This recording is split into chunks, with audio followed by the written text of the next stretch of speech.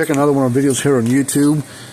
This is going to be kind of an overall explanation video about electric fence boxes in general. Anything that's low impedance been built in the last 35 years deal with this sort of situation. Small ones, big ones, mostly the mid-size and larger have to deal with this issue. And all brands, all companies, no matter good brands, cheap brands, expensive brands, bad brands, they all have to deal with this issue. And here's a little bit about it before I explain what I'm talking about. We are electric fence repair place. We work on fence boxes, electric fencers and fence chargers, energizers, whatever you want to call them. That's what we do. We also work on cattle scale, livestock weigh bars and stuff, mostly Gallagher and Tru-Test. But we work on all brands of fence boxes, old stuff, new stuff. So we've seen a lot of different stuff built 40 plus years ago, stuff built 5 years ago, and everything in between. So what I'm getting at is every brand has to deal with this issue, and that's having too big of a charger on not enough fence, not enough fence load. One thing people will get in trouble with sometimes, and I hate this for the brands, people, it's a marketing thing, but the stupid mileage rating number that brands put on these units, 25 mile, 50 mile, 100 mile, 30 mile, whatever. Gallagher states it on some of their stuff. They've got two different ratings on theirs, multi-strand and clean fence, whatever setup. Parmac does it, Zariba does it, even like Power Wizard does on some of their stuff.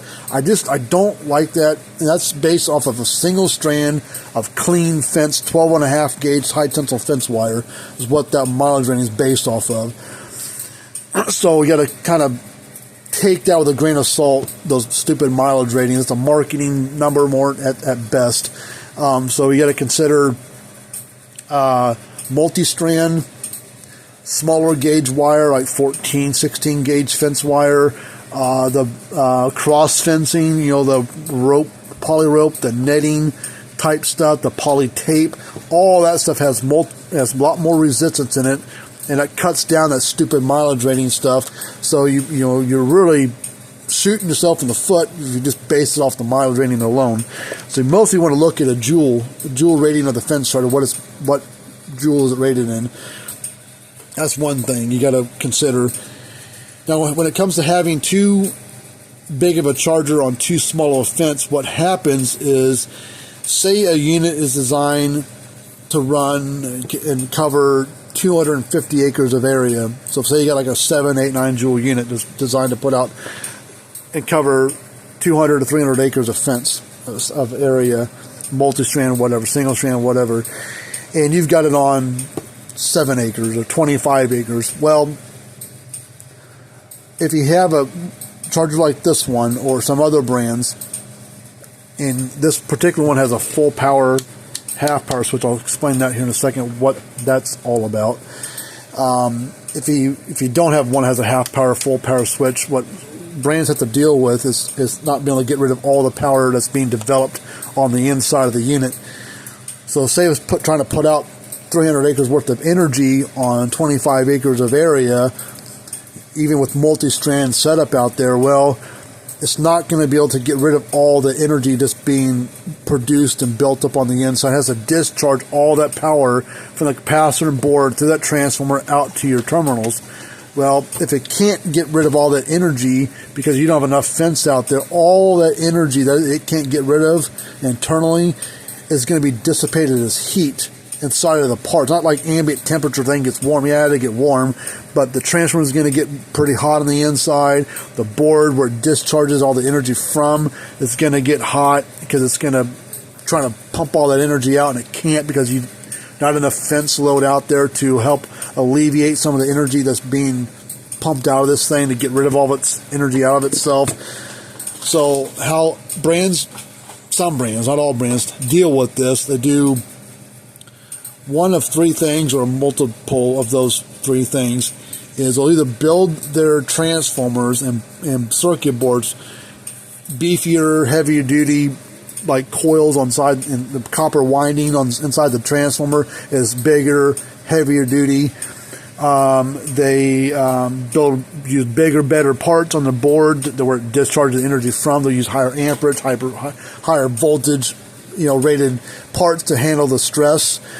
And then also that's one thing. Then like this one has a half power, full power switch on it. See that little switch there, half power, full power switch. They'll do that. So you can run on a half power if you have a smaller section of fence that's rated than what this thing's designed to do. Or they'll have like an adaptive output automatically. It basically has a built-in type of technology that does a switching on it all by itself. So they do a combination of one thing or of those three things. Or some brands don't do none of that. They don't do none of that. Like Zariba, like the 100 mile, 200 mile, those big black case units that they sell at Tractor Supply, American Farms 120 mile, 240 mile, they have to deal with that issue as well, but they don't do anything to try to alleviate the get rid of all the power that's being dissipated in the transformers and such. That's why they fail quite often. Yeah, they're a good price for what kind of energy you're getting, but don't expect to get 8, 9, 10, 15 years out of it. You expect to get like 2 to 5 or 2 to 7 if you're lucky. So like on the Gallagher, like their basically for the M800 and smaller, even the small ones have to deal with this issue, but usually small fence chargers, they're on smaller areas to start with, so they're not really producing a lot of energy through themselves, so they're not really getting, they'll get warm, but they're not really overheating on the inside, basically. So you don't have to worry about that too much on small joule stuff. But anything that's like 3, 5, 7 joule and larger, that's when they have to worry about it a little bit. And how, like Gallagher does it on their, I would say from the M360, the M560, and the M800, and how they deal with it on those models is they build their boards, heavy duty parts, and then they also have basically a multi-layer core transformer with multiple layers of copper winding inside. Plus it's epoxy filled, so it kind of keeps the transformer coils intact and together. So it kind of does both, but you pay for that extra type of technology and reliability in the parts for one. And so that's how they do it. On the Gallagher M1100 and larger, on those brands, they have a technology they've been doing for 35 years probably, 40 years probably, called adaptive control. And they've been doing on their larger joule stuff for decades. But about 10 years ago or so, they started implementing it into their mid-size and larger, especially their current generation, which came out about 5, 6, 7 years ago. They started implementing it to the mid-size, like the M1100 and larger. And basically what they do, they call it adaptive control. Think of it as like cruise control on a car or a truck or whatever. If you're going down the road, level highway, and you're doing 70 miles an hour, and so think of the miles per hour as your voltage, say like 9,000 volts, 70 miles an hour. Well, if you're just trying to maintain 9,000 volts on a clean fence, or trying to maintain 70 miles an hour on a level highway, well, you're only going to use a little bit of your throttle. The Gallagher's, they'll only use a little bit of throttle to maintain 9,000 or maintain 70 miles an hour, because you're not really hitting any loads. You're just driving on the road 70 miles an hour on an even level highway. But as soon as you hit a hill, you're going up that hill, well, that vehicle detects resistance, increase in vegetation on the line. So that would be the charger detecting resistance on the line. So, what's going to happen? Well, that vehicle's got to give it more throttle to try to help maintain 9,000 volts, or the vehicle's got to give more throttle to maintain 70 miles an hour to go up that hill. So that's why the Gallaghers will adapt their joule output to gradually lift it up to a higher level. So it might use 10% just running on normal fence, smaller area. Well, as soon as it detects more resistance, it will increase from, say, 10%, 30%, 80%, whatever the increments are. It's going to gradually increase to maintain whatever that voltage level is trying to keep it at. Same with your vehicle. As soon as it goes to a level, as soon as you top that hill or whatever, and no more resistance, or a lot less resistance, or you clean the fence, get rid of your shorts or whatever, well, the energizer is going to lower the joule down because it detects less resistance, so it doesn't need many joules to maintain 9,000 volts or whatever it is. Same with your vehicle. So if you hit a level highway, it's going to drop from, say, 50, 60% throttle or whatever it might be, down to 10, 20% throttle. So that's why a lot of Gallaghers on mid-size and larger don't really see any issues with their things, because they have that adaptive output. Things don't run so hot on the inside, but you're going to pay for that technology. You want reliability, you're going to have to pay for it a little bit on stuff like that. Because people will call us all the time, oh, I want the cheapest, most reliable fence charger out there. Like, well, cheap and reliable is not always hand in hand go together, especially in these fence boxes. You can get mediocre, okay stuff for a semi-cheaper price, but if you want reliability, you're going to have to spend some extra money on getting reliable products. Buy once, cry once. Spend money now up front, excluding lightning, you'll get longer life out of the thing.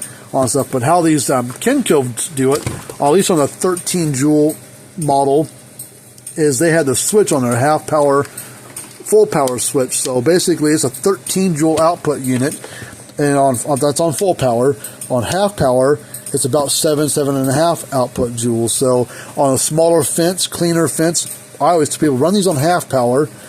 And if you notice, they put out about 7,000, 6,000 volts. At 7 joules, 7.5 joules, which is plenty for most applications.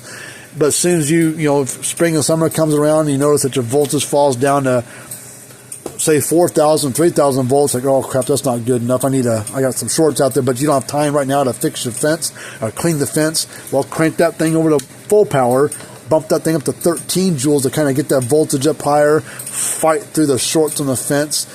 And if the voltage it starts to climb up from, say, 3,000 or 4,000 up to 6, 7, 8, 9, 10,000, like it normally would on this particular unit, then just run it like that till you burn through the grass, fight through the problems, give it a few days or a week or two and watch it, or get out there and help clean it off some, and then go back, flip the half power, and then check your voltage on your fence. It stays around, like, say, 5, 6, 7,000.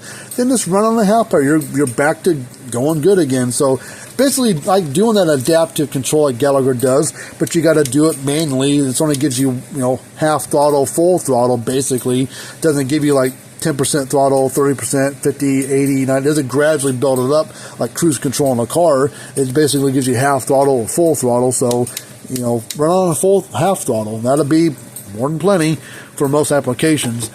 So like I said, every brand has to deal with that issue of having too big of a charger on too small a fence. Bigger is not always better. Sometimes it sounds good on paper, and I got these 1,500-pound bulls. They won't listen to nothing. Well, I've seen plenty of our neighbors got a bunch of cattle, and they got Black Angus and some brown cattle of some sort out there. And they got some big bulls here and there. And they've got the pasture divided up into. They got several hundred acres, and they got it divided off and do rotational grazing and stuff like that. And they'll have these big old bulls with some other cattle out there, and they keep them fenced off in that one pasture with like a 2 joule unit, half joule unit sometimes. And once you get them trained, man, it's a psychological thing. So once you get them trained to shock, man, they listen, unless they're just gung-ho about something and they just bulldoze right through it. The first time, you got to get those animals trained, and then you can keep them in with just a little bit of anything on a smaller section of fence. So that was my ramble there. I get questions, on what to buy. Don't buy the biggest charger, even though you can't afford it. Don't buy the biggest one. I need 20 joules. Let's say you got like 500 plus acres. You don't really need 20 plus joules on most applications. So if you're on a 5 to 25 acre area, a 3 to 5 joule unit's more than plenty. If you're worried about grass, maybe go to a 6, 7 joule unit, but that's still plenty. So you have to maintain your maintenance on your fence every once in a while. I know that's kind of hard to do, hard to take care of sometimes, but you're going to have to do a little bit of that. You can't always rely on the charger to stress itself out doing it all full time for you. So that's just the way it is. So there's that information right there. Subscribe to the channel. If you got any questions or comments, leave them down below. I'll answer what I can and help people out. We've got a broken fence box. Send it here. We'll definitely take a look at it. We give free quotes We work on anything, everything, electric fence box wise. If it can be taken apart and fixed, worked on, we'll definitely give it a whirl. We work on a lot of old things that are discontinued, parts wise. We rebuild, retrofit all the time, and stuff. If it's too far gone, we don't owe us anything for looking at it unless you want it shipped back at no charge. And of course, it'll be a shipping charge only. But if you don't want it, it's not worth it to you to get fixed or worked on or whatever. We'll part it out. You don't owe us a penny. You paid $10-20, ship it here. That's all you owe, yourself. But until next time, see you later on. Have a good rest of your day.